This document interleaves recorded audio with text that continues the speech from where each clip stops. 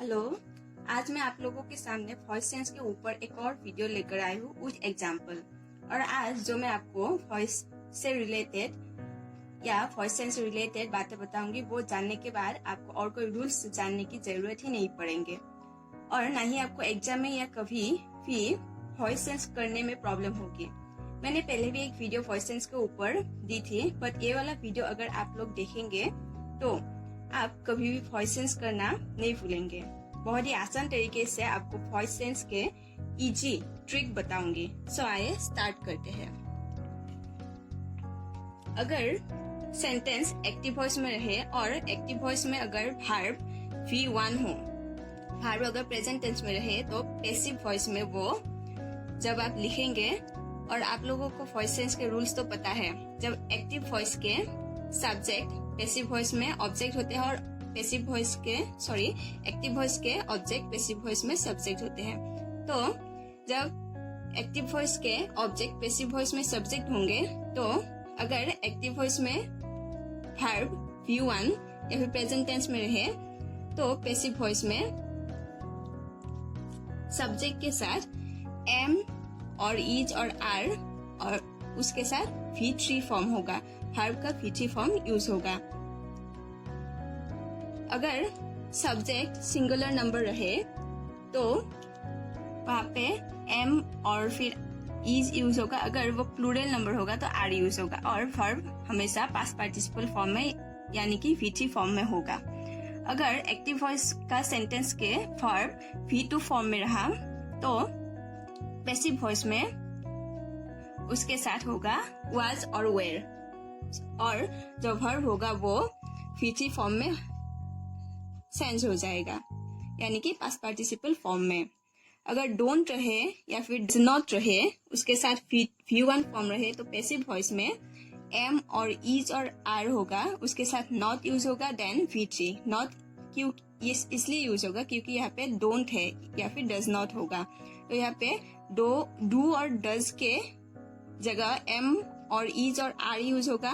Then not के जगह यहाँ पे नॉट एम और इज और आर के पीछे बैठेगा, और जो वर्ब होगा वो V1 V3 फॉर्म में यानी कि पास्ट पार्टिसिपल फॉर्म में यूज होगा। देन अगर डिड नॉट रहेगा और वर्ब अगर V1 प्रेजेंट टेंस में रहेगा तो पैसिव वॉइस में वो पास्ट टेंस में यानी कि was और were होगा, उसके बाद नॉट यूज होगा, देन वर्ब V3 फॉर्म में होगा यानी कि पास्ट पार्टिसिपल फॉर्म में।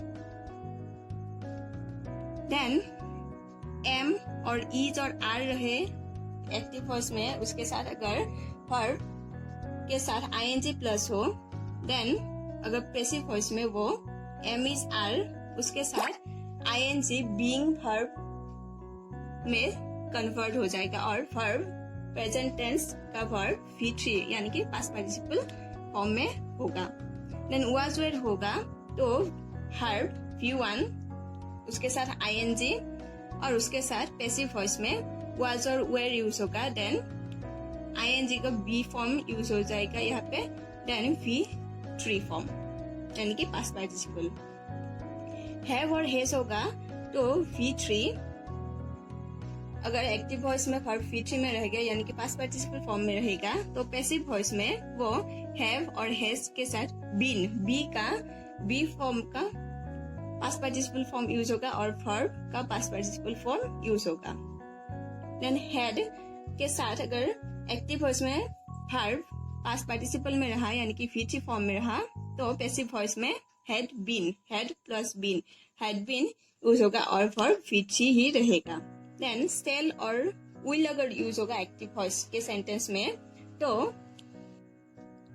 V1 होगा, तो पैसिव वॉइस में विल यूज होगा, चाहे फर्स्ट पर्सन हो, सेकंड पर्सन हो या फिर थर्ड पर्सन हो, सिर्फ विल यूज होगा। देन बी वर्ब यूज होगा और उसके बाद V1 जो होगा वो पास्ट प्रेजेंट टेंस वो V3 फॉर्म में कन्वर्ट हो जाएगा यानी कि पास्ट पार्टिसिपल फॉर्म में। अगर कैन रहेगा, कैन और मे और मस्ट रहेगा, अगर उसका सबका वर्ब V1 में होगा, ऑब्वियसली वो V1 में ही होगा कैन मे और मस्ट होने पर, तो पैसिव वॉइस में कैन मे और मस्ट के साथ बी वर्ब यूज होगा। आप सब देख सकते हैं यहाँ पे मैंने लिख दिया है बी वर्ब और उसके बाद जो V1 होगा प्रेजेंट टेंस का वर्ब वो हमेशा पास्ट पार्टिसिपल फॉर्म में यानी कि V3 फॉर्म में यूज होगा। अब मैं आप लोगों को उससे रिलेटेड कुछ एग्जाम्पल दिखाऊंगी जो उस टेबल से रिलेटेड है। यहाँ का फर्स्ट क्वेश्चन है I know your father well, your father is known to me well. यहाँ पे इस सेंटेंस का सब्जेक्ट है आई, यह है active voice A V active voice, यह पैसिव वॉइस बी। यहाँ का जो सब्जेक्ट है आई हो गया यहाँ पे ऑब्जेक्ट पैसिव वॉइस में, और यहाँ का जो ऑब्जेक्ट है वो पैसिव वॉइस में सब्जेक्ट हो गया। देन मैंने आपको यहाँ पे शॉर्ट में दिखाए थे कि अगर सेंटेंस में V1 रहेगा तो पैसिव वॉइस में, एक्टिव वॉइस में अगर V1 रहेगा तो पैसिव वॉइस में M और इज और आर में से कोई एक यूज होगा सब्जेक्ट से रिलेटेड, सब्जेक्ट के नंबर और पर्सन के ऊपर डिपेंड करके, और जो V1 है वो V3 पास्ट पार्टिसिपल फॉर्म में होगा। तो यहाँ पे जो एग्जाम्पल है I know your father well, your father, ये जो वर्ब है नो, ये प्रेजेंट V1 फॉर्म में है, प्रेजेंट फॉर्म में है। तो वहाँ पे मैंने बताया था आपको चार्ट जब आपने देखा यानी कि टेबल, वहाँ पे जब V1 रहेगा तो यहाँ पे M और इज और आर में से कोई भी एक यूज होगा। तो your father is singular number third person, so यहाँ पे M और इज और आर में से इज यूज होगा। देन नो का V3 फॉर्म है नोन। आप वर्ब के जो टेबल है वो आप देख सकते हैं, कहीं पे भी इंटरनेट पे सर्च करके भी देख सकते हैं। आप जानेंगे तब कि नो का V3 फॉर्म है नोन, नो, न्यू और नोन यानी कि पास्ट पार्टिसिपल फॉर्म टू। और नोन के साथ अगर नो वर्ब रहेगा, आपको मैंने पहले वीडियो में बताया है कि नो के साथ बाई प्रीपोजिशन यूज नहीं होते, तो यहाँ पे टू प्रीपोजिशन यूज हुआ है, नोन टू मी वेल।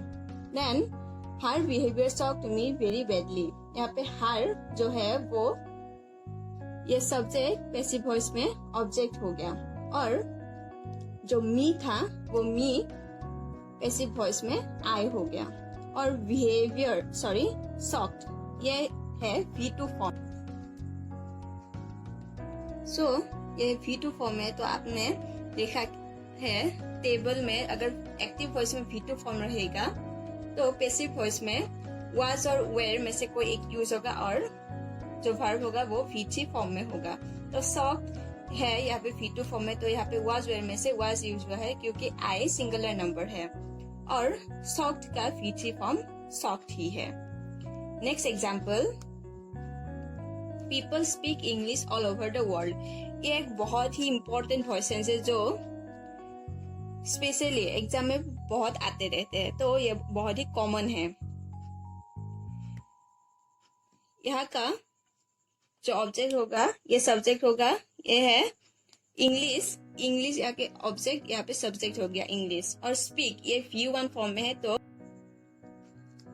इसलिए यहाँ पे इज यूज हुआ है, M इज आर में से, और स्पीक का V3 फॉर्म है स्पोकन, ये है V3 फॉर्म स्पीक का, तो इसलिए यहाँ पे स्पोकन यूज है ऑल ओवर द वर्ल्ड, और यहाँ पे बाय पीपल यूज नहीं होगा। The Hunter killed a tiger, a tiger was killed by the hunter. The children were playing cricket. Cricket was being played by the children. यहाँ पे the children subject object हुआ है, cricket यहाँ पे object subject हुआ है, then where playing है। आप यहाँ पे देख सकते हैं अगर वाज वेयर में से और वर्ब अगर V1 में हो और उसके साथ ing प्लस हो तो पैसिव वॉइस में आने से यहाँ पे वाज वेयर में से कोई एक यूज होगा, और ing बी वर्ब में यूज होगा, मीन्स बीइंग यूज होगा, और जो V1 होगा वर्ब होगा वो V3 फॉर्म में यूज होगा। तो यहाँ पे द चिल्ड्रन, यहाँ पे चिल्ड्रन के साथ वेयर यूज हुआ था क्योंकि ये प्लूरल नंबर है, और क्रिकेट के साथ वाज यूज हुआ है क्योंकि ये सिंगुलर नंबर है, और वर्ब के साथ ing है इसलिए यहाँ पे बीइंग यूज हुआ है, और प्ले वर्ब V1 फॉर्म में है तो यहाँ पे प्लेड हुआ है क्योंकि प्ले का V3 फॉर्म है played. Then a girl sang a beautiful song. A beautiful song was sang by a girl. So आज था ये वॉइसेस के ऊपर एक वीडियो। नेक्स्ट और एक नए वीडियो के साथ आप लोगों के सामने आऊंगी, तो तब तक के लिए बाय, थैंक यू।